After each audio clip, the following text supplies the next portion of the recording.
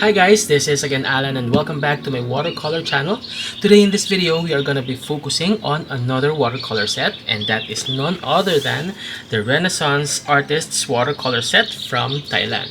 I bought this set in May 2022 when I was in Bangkok for work for 195 Thai baht. The price is still here, or roughly $6 or 324 Philippine pesos. I believe at the time of upload, this is the first and only review of this set here on YouTube, and so I hope this review will be useful to everyone who finds this.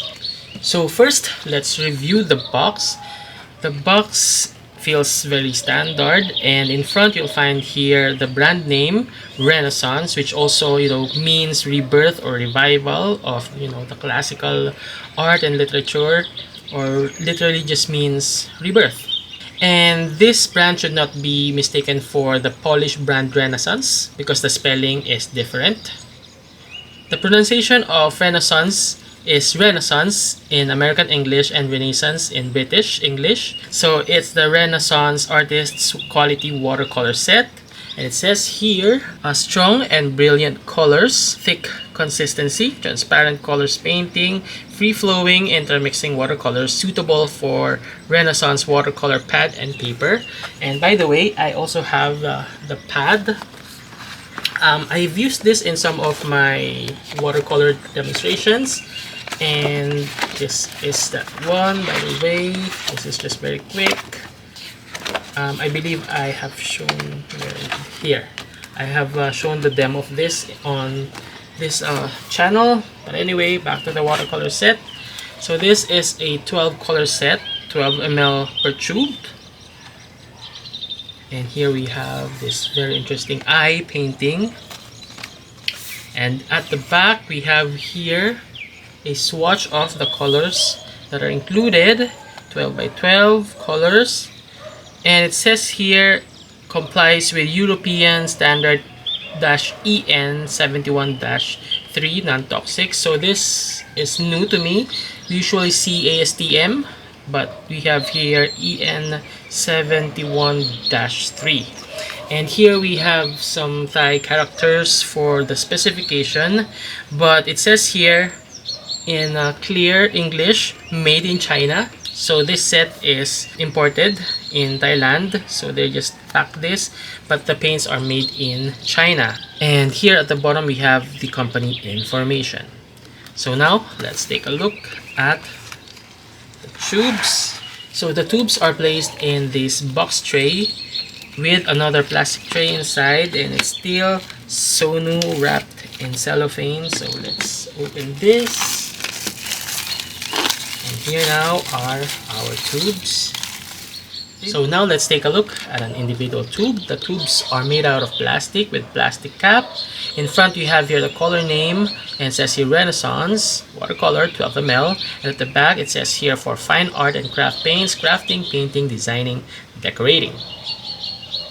Now let's compare this tube to the other brands that we have. So here is the 18 ml from Old Holland, 15 ml from M-Gram, 14 ml from Winsor & Newton Professional. Then we have a 12 ml also from Brustro. We have a 10 ml from Van Gogh, and lastly a 5 ml from Winsor & Newton Professional. So those are the only information that they were able to provide in the packaging and in the tubes. I was searching online for more information, but unfortunately I can't find one still at the moment. But if ever I find information, I'll be putting it at the description box. So yeah. So now for our sample painting, I'm using, as always, Arches 185 cold pressed cotton paper, and for my brushes, I'm using my Nevskaya Palitra Kolinsky sable brushes. So for the first color, we have here binder separation issue, and in times like these, I just mix them. And yellow ochre is just so dried. See, I've already squeezed the tube. So finally it's coming out. It's super dry. And here another very obvious binder separation with the phthalo blue color. And again, if you experience this, you can just mix them using a toothpick or a needle, it should be fine. Now let's start swatching, and the first color is titanium white. So this is expected to be opaque, and since they did not provide the pigment code, we are just gonna be discussing the appearance of the color. Next we have here lemon yellow, and it is obviously very vibrant, but it's, I think, opaque. But let's see when the colors dry if they remain still opaque. Next we have here medium yellow, which appears to be also semi-opaque, but the saturation is so far good. Next we have brilliant red. I think this is the warm red of the set. I don't find it brilliant, but yes, it's saturated. This is also semi-transparent. Next is crimson. I'm expecting these to be the cool red of this set, but it's appearing to be just a mid-red. Yeah, like a blood red. This is semi-transparent, and also, like the brilliant red, it has this interesting texture to it. Next color is ultramarine, and I hope this is really ultramarine. And yes, the texture tells us that it's ultramarine, thankfully. Next color is phthalo blue. So if we have ultramarine as the warm blue, this acts as our cool blue in this set. And I'm glad they named it phthalo blue because it really looks like phthalo blue. I think so far this is the most transparent color in the set. Next color is Viridian, and this is the cool green in this set. Viridian is also transparent. Now we go to sap green. Oh, this is opaque, but I think we have a lot of paints here, so let's wash some of excess. So yeah, I think this is semi-opaque, but the hue is nice. I love this version of sap green. Next is yellow ochre, and so yeah, this is opaque, the usual yellow ochre. Next is burnt umber, and yes, this is the right hue for burnt umber. And lastly, we have ivory black. This is a standard ivory black color. And so now, while we are waiting for our swatches to dry, let's now proceed to our sample painting. And the colors that I've chosen for this painting are medium yellow, brilliant red, phthalo blue, viridian hue, and burnt umber.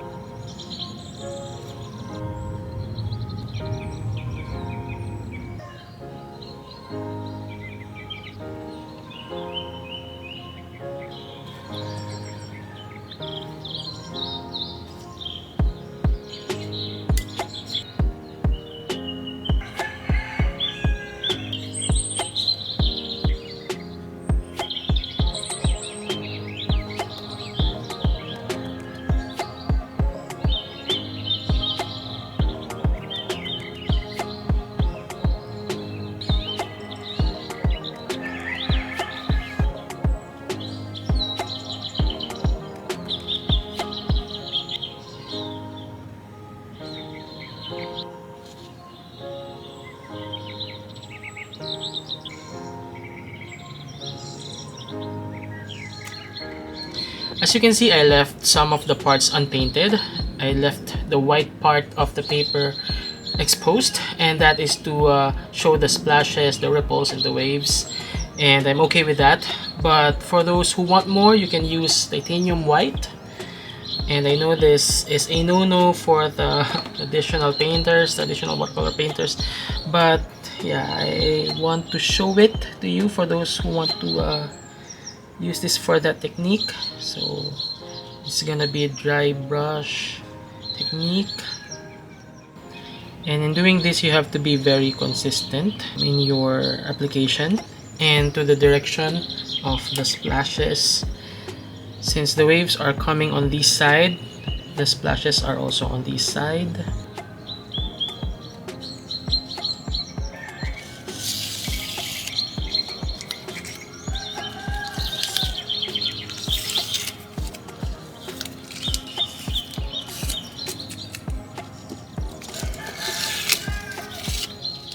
Now our sample painting and swatches are dry. We can now have a closer look.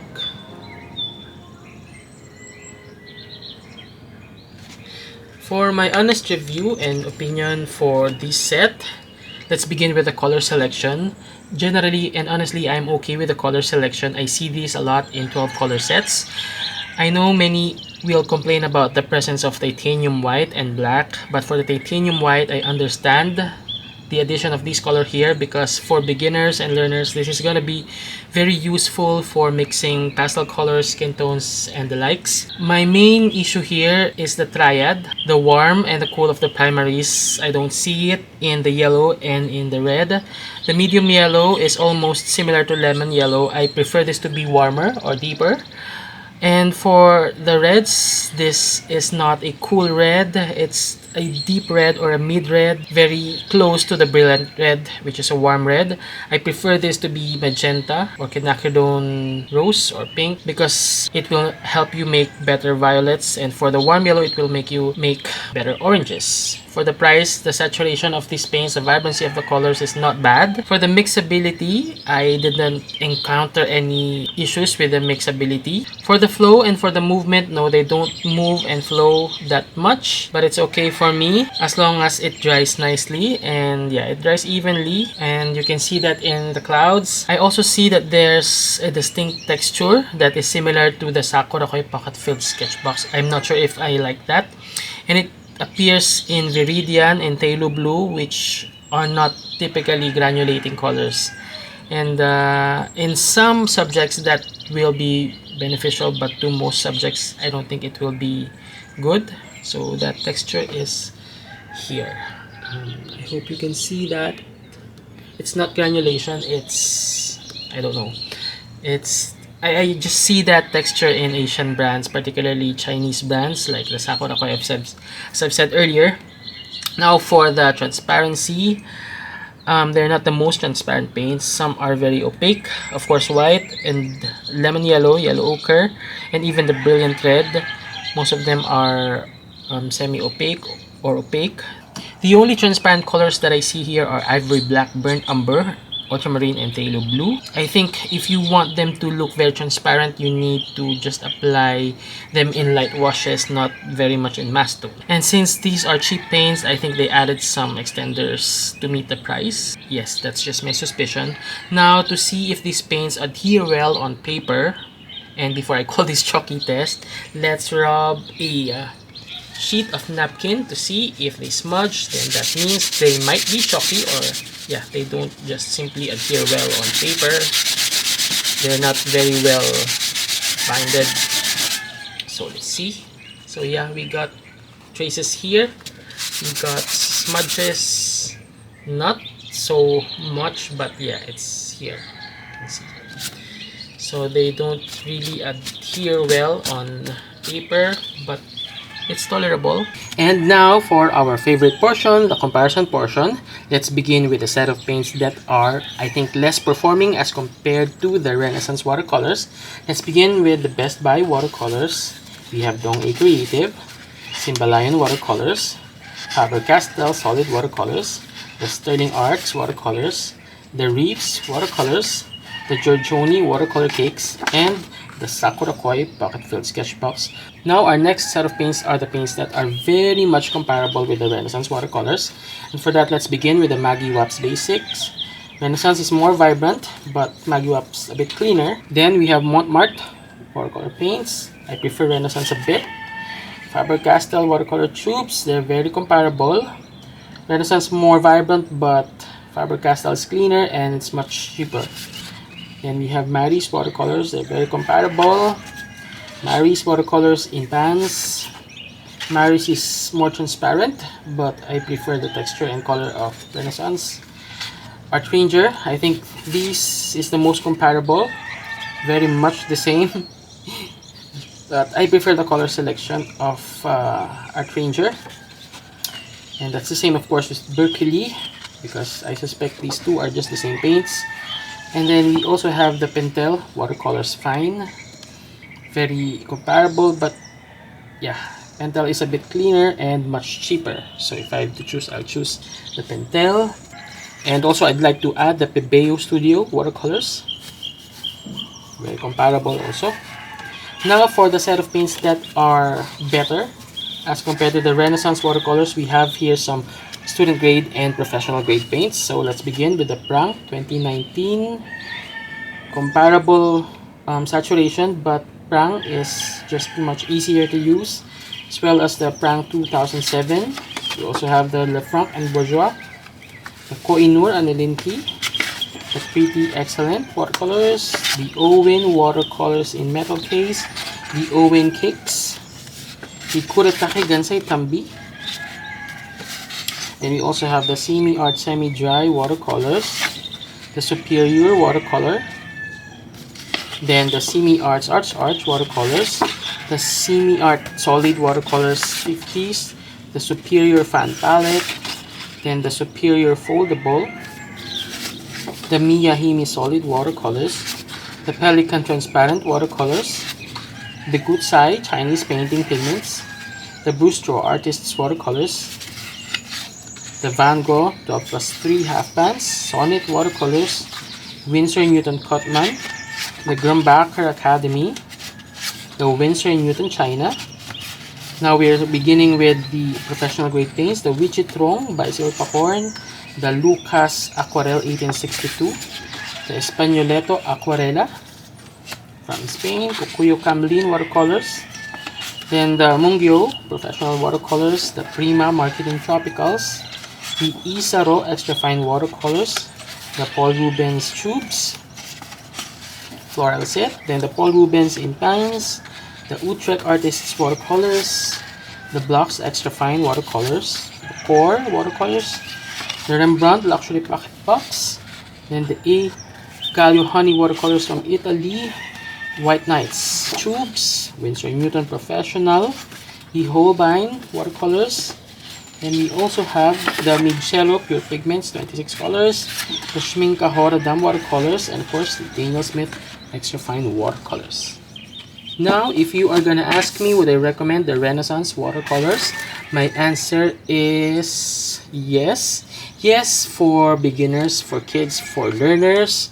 For me, these paints are really not bad, especially for the price. It's cheap and the colors are tolerable. The vibrancy is okay. So if you're gonna paint landscapes, this should be fine. But if you're gonna be painting florals, I think you need the bigger set to get, you know, the purples and the magentas for mixing those flowers.